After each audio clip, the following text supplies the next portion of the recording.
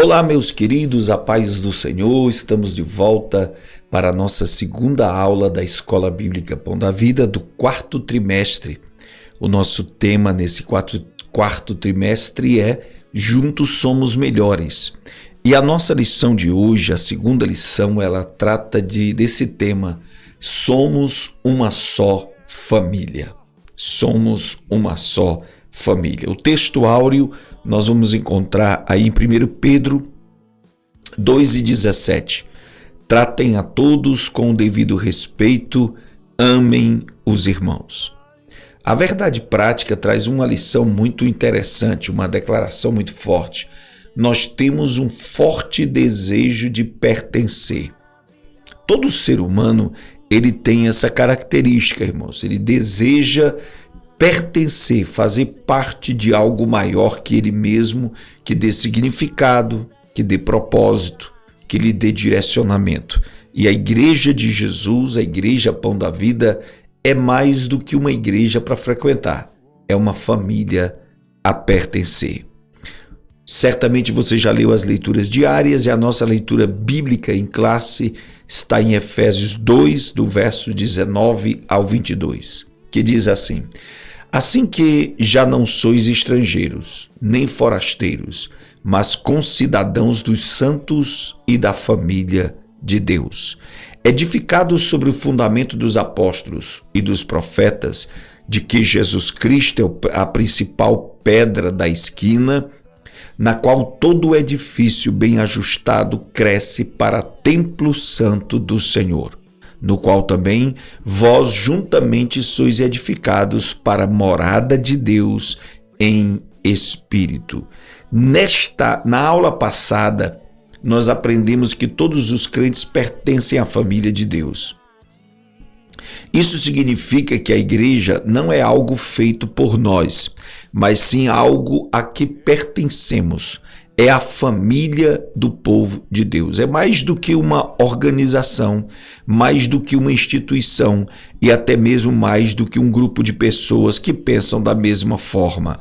Nós não somos uma mera comunidade de pessoas que se identificam pelo pensamento, pela roupa, pela moda, pelo estilo. Nós somos muito mais do que isso.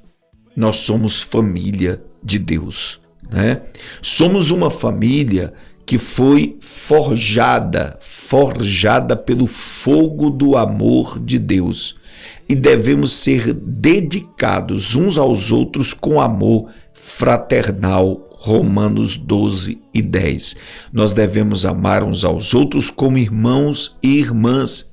Esse sentimento de unidade em família permite que criemos uma autêntica comunidade cristã, onde somos aceitos, apoiados, desafiados a viver completamente os propósitos de nossas vidas.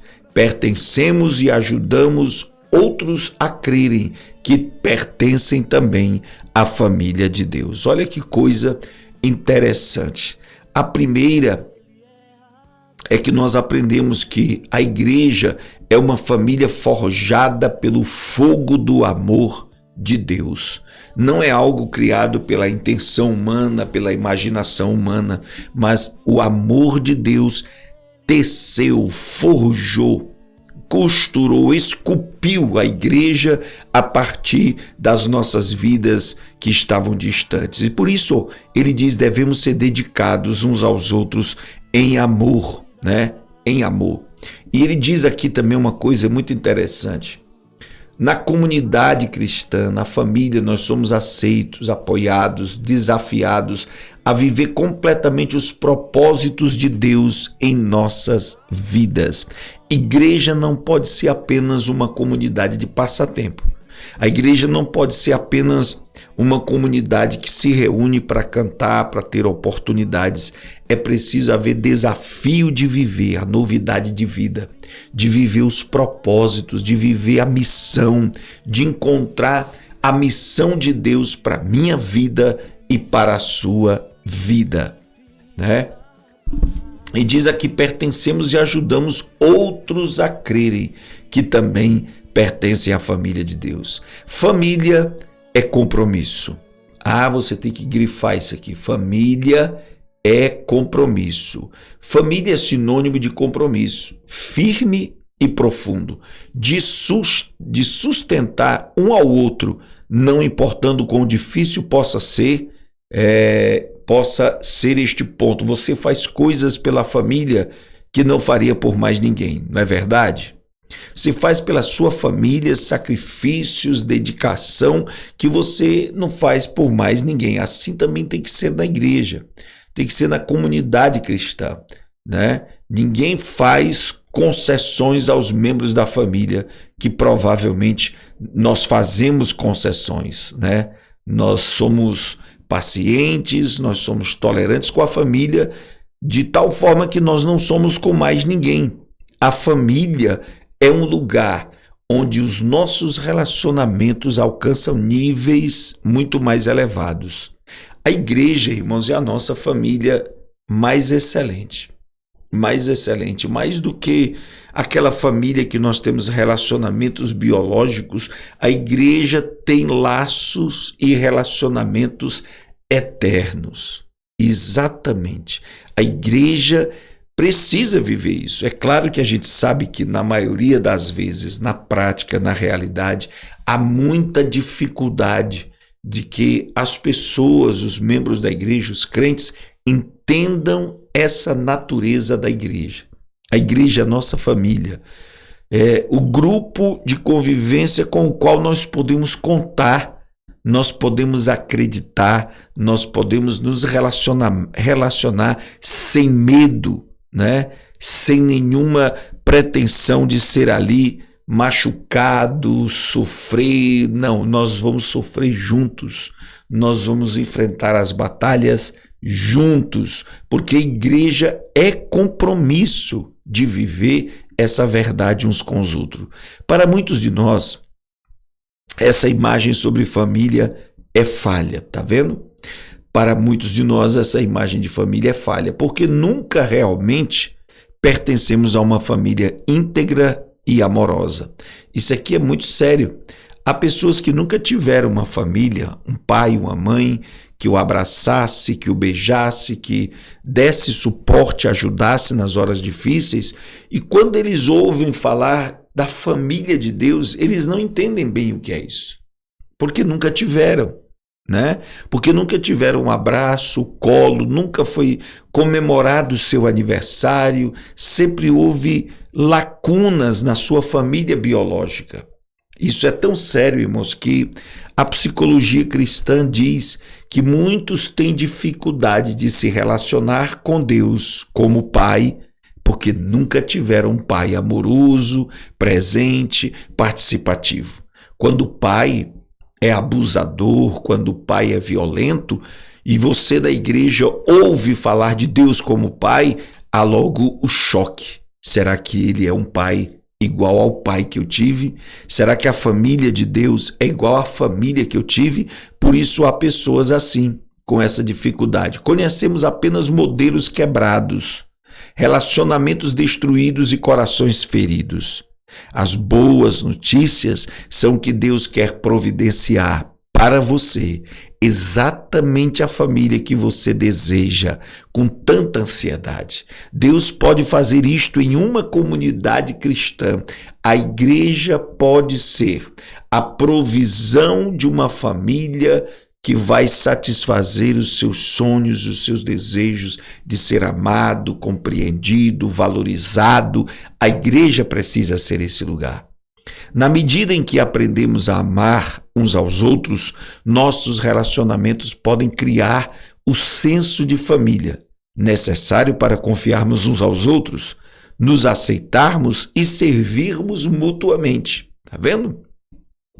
À medida que a gente vai convivendo e vai aprendendo essa essência, esse conceito de relacionamento familiar no ambiente da igreja, nós vamos aprendendo a confiar, a confessar as nossas dificuldades, a pedir ajuda nas nossas necessidades e participarmos da igreja de uma forma mais leve, mais amorosa e mais aberta. Aprendemos o poder do amor incondicional. Nossos pequenos grupos se destinam a ser o laboratório onde o Espírito Santo vai dirigir para aprendermos a amar profundo e firmemente uns aos outros. Que maravilha, né? Como nossa família espiritual pode nos ensinar a amar?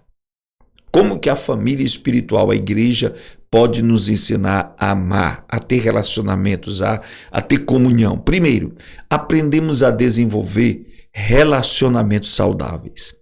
Talvez já tenhamos aprendido métodos doentios de relacionamentos em nossas famílias naturais. Mas numa família natural, né, mas numa comunidade de crentes, nós podemos ver modelos de bons relacionamentos. Vamos compreender que para que esses relacionamentos aconteçam é necessário termos honestidade, vulnerabilidade, esforço e uma grande quantidade de perdão. Deixa eu citar duas coisas nessa leitura da revista, né? Primeiro, meus amados, na igreja nós podemos ter bons modelos de relacionamentos ou modelos de bons relacionamentos. O que significa isso? Eu vi essa semana alguns palestrantes dizer que se você quer encontrar uma mulher digna de casar, uma mulher que vai ser parceira, que vai ser honesta, que vai ser sincera, dificilmente você vai encontrar onde a maioria procura, nas baladas, nas festas, nos lugares e antros de vida libertina. Ali não há compromisso com a honestidade, com a sinceridade. Onde então nós encontraríamos uma pessoa para ser o nosso sócio na empresa, para ser o nosso cônjuge para a vida toda? Ora, é de se esperar que o melhor lugar para encontrar pessoas honestas, verdadeiras, sinceras, seja na família de Deus, na igreja. É ali que você vai encontrar pessoas com as quais você vai construir bons relacionamentos. De telefonar, de sair para comer uma pizza, sabe, de confiar, contar as suas dificuldades, as suas dores, tristezas e ficar entre vocês em oração para Deus dar vitória. E tem mais uma coisa. Para ter esses relacionamentos, ele fala que nós precisamos ter honestidade, vulnerabilidade, esforço e uma grande quantidade de perdão. Primeiro, olha, honestidade. Ah, meus amados, sem a honestidade é impossível que a gente tenha bons relacionamentos, porque a pessoa não está sendo honesta com você, ou talvez você não está sendo honesto com seu amigo, honesto em falar a verdade com ele, honesto em ser você mesmo. Eu me lembro que preguei aqui na igreja um tempo atrás que há pessoas que nós vamos conviver com elas a vida toda e nunca saberemos quem realmente elas eram, porque elas não nos contam, ela não nos deixa que as conheçamos, não nos deixam que a conheçamos. Se a gente só conhece uma pessoa na medida que ela nos deixa conhecer as suas tristezas, as suas alegrias, como ela age, como ela reage diante de dificuldades.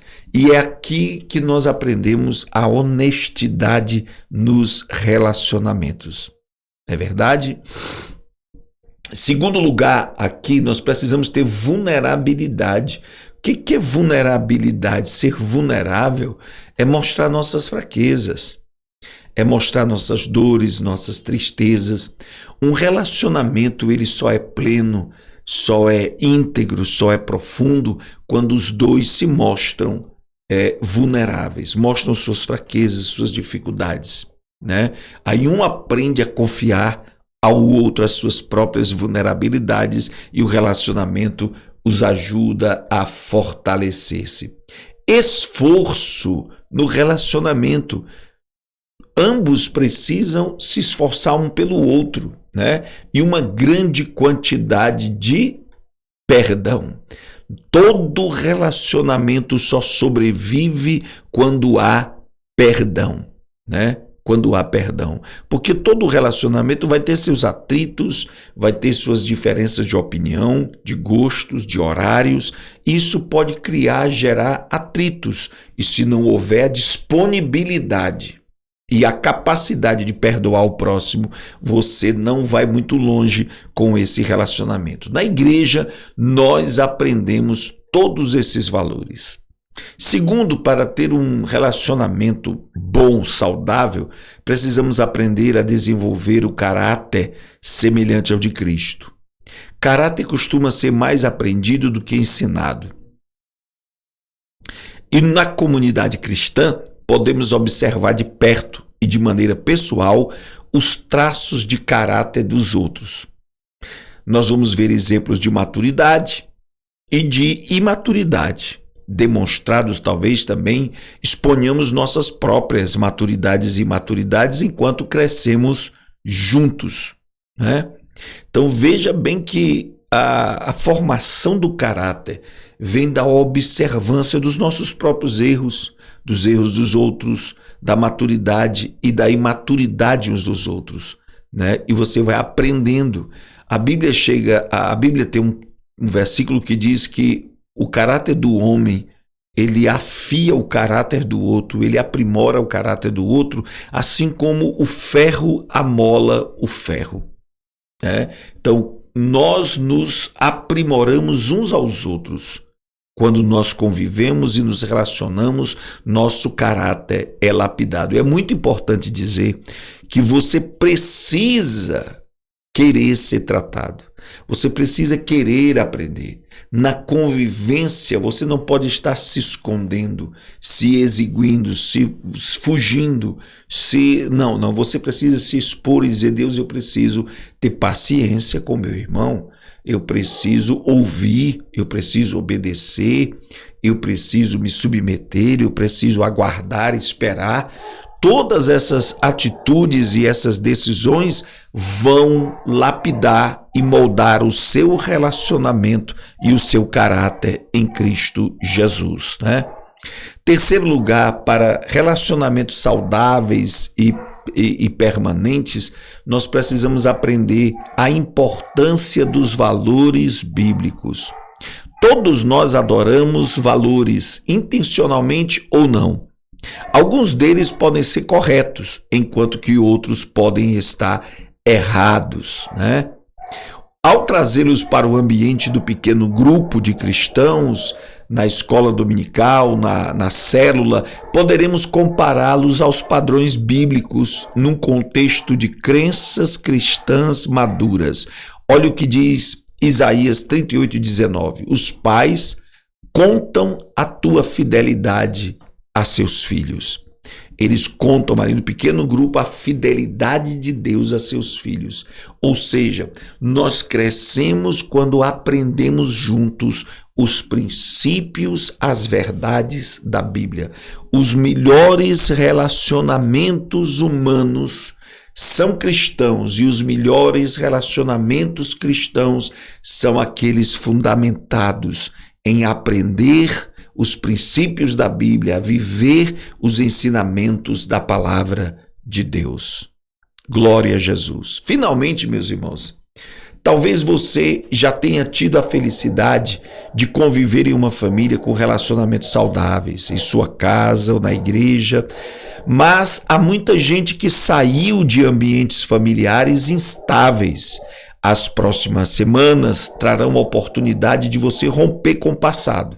Essa é a sua chance de pertencer a uma família amorosa e começar um relacionamento novo e saudável, com um caráter semelhante ao de Jesus e com valores bíblicos. Essa é a sua chance de escolher sua herança espiritual, que também vai transformar sua herança natural. Não perca esta oportunidade. Junte-se a seus irmãos e irmãs e aprenda a amar profundamente. independente do que você passou na sua família biológica, você tem a oportunidade de conviver com cristãos que também estão se aperfeiçoando, que também estão aprendendo, que também estão renunciando, estão abrindo mão e estão se aprimorando. E assim, juntos, aprenderemos a amar, a suportar, a ser paciente, a servir e ajudar uns aos outros. Sabe por quê? Porque nós somos uma família em Cristo Jesus, nosso Senhor. Que Deus abençoe, meu querido. Na próxima aula, vamos explorar mais ainda a comunhão em Cristo Jesus. Que Deus abençoe a todos, em nome de Jesus.